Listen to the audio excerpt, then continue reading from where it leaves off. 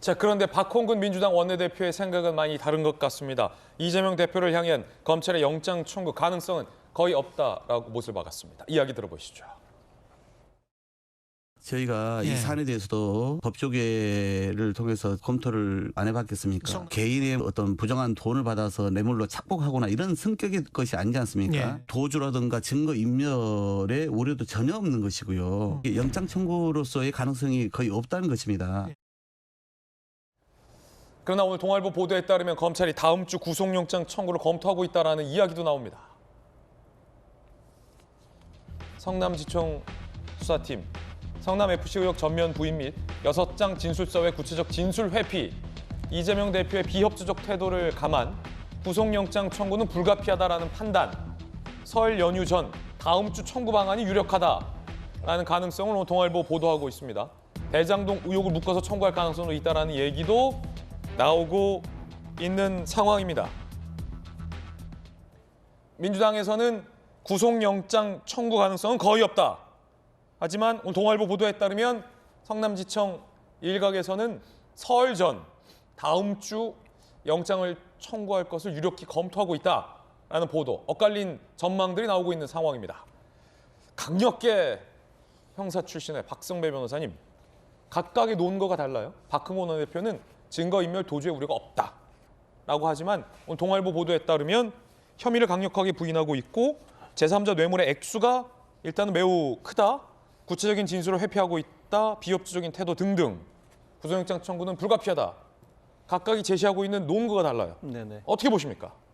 일단 죄가 인정된다면 액수가 워낙 크다 보니 중형 선고는 불가피합니다만 이재명 대표, 제1야당의 대표 지임을 감안한다면 도주 우려가 높다고 평가하기는 어렵습니다. 다만 혐의를 전면적으로 부인하고 있고 각 혐의를 뒷받침할 만한 증거들이 관련자 진술도 포함되어 있다 보니 상황에 따라서는 관련자를 회유할 가능성이 있다. 즉 증거인멸의 우려는 인정될 여지가 있습니다. 그렇지만 구속영장, 이 사건에서 구속영장을 청구했을 때 가장 중요한 쟁점은 도주 의뢰나 증거인멸 우려에 앞서서 죄가 인정될지 말지입니다.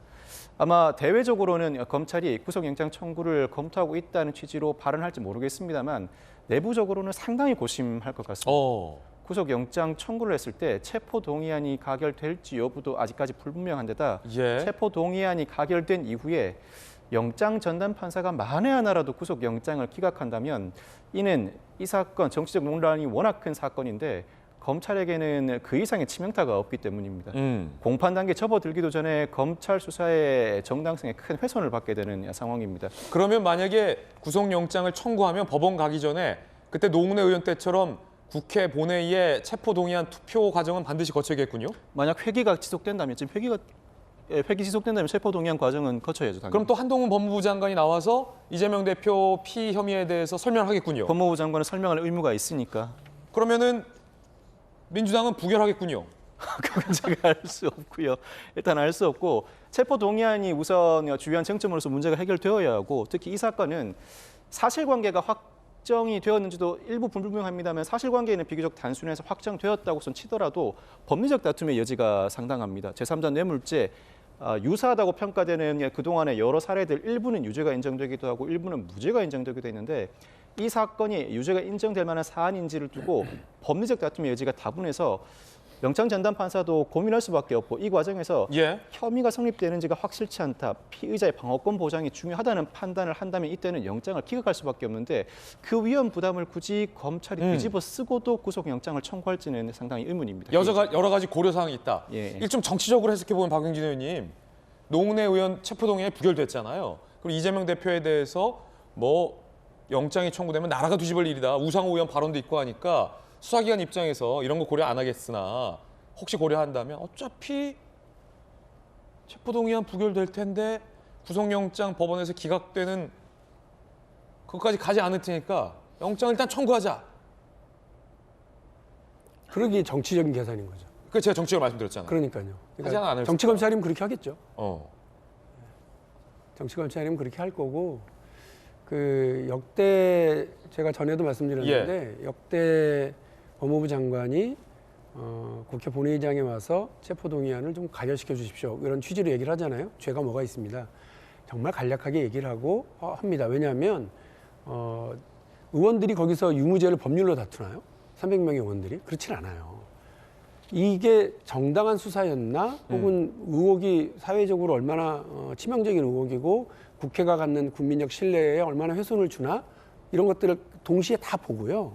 또 우리 뭐 야당 의원이든 여당 의원이든 간에 저 양반이 이야기하는 저 항변이 근거가 있네. 난 진짜 억울하고 검찰에 의해서 이렇게 좀 일마 조작된 수사다 이렇게 주장하는 부분에 대해서 수긍이 가면 기회를 주려고 하는 거예요. 그러니까 기회를 줄 건지 아니면 그냥 안녕히 가세요 할 건지를 판단하는 자리지. 안녕히 가세요 할 건지. 그 자리가 예. 디테일한 법률적인 유무죄를 다투는 자리가 절대 아니거든요. 그렇죠. 그러니까 역대 장관들이 아주 그냥 조심조심 다른 감정선을 건드리지 않고 그냥 우리 법무부는 혹은 검찰은 이런 수사 결과가 나왔습니다라고 그냥 얘기하고 끝나는 거였거든요.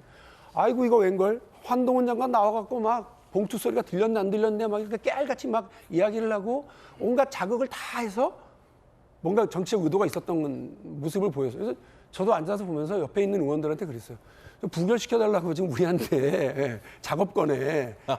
근데 우리 의원들도 아마 복합적으로 움직였을 거예요. 이른바 야당 의원들은 체포동의안에 가결 찬성을 하신 분들도 많았다고 조응천 의원은 이제 추산을 하고 또 거꾸로 국민의힘에서 이거 부결돼야 민주당이 더 힘든 거 아니야 하고 오히려 부결의 표를 던진 분들이 있을 수도 있다. 뭐 이런 복잡한 상황인 거예요. 제가 지금 드리고 싶은 말씀은 지금 아직 검찰이 영장을 청구할 건지 안 할 건지 또 어떤 계획을 가지고 있는지 잘 모르는 상태에서 예단할 수는 없습니다만 검찰이 조금은 정치적인 수를 두고 이런 계획들, 예. 법무부 장관, 그다음에 검찰의 검찰까지 이렇게 정치적 계산을 자꾸 복선을 깔고서 하지 마세요. 국민들이 이렇게 여러분들이 끌고 가자는 대로 끌려가는 그런 바보들이 아니기 때문에 국민들이 더 날카롭게 보고 계실 거라고 생각합니다.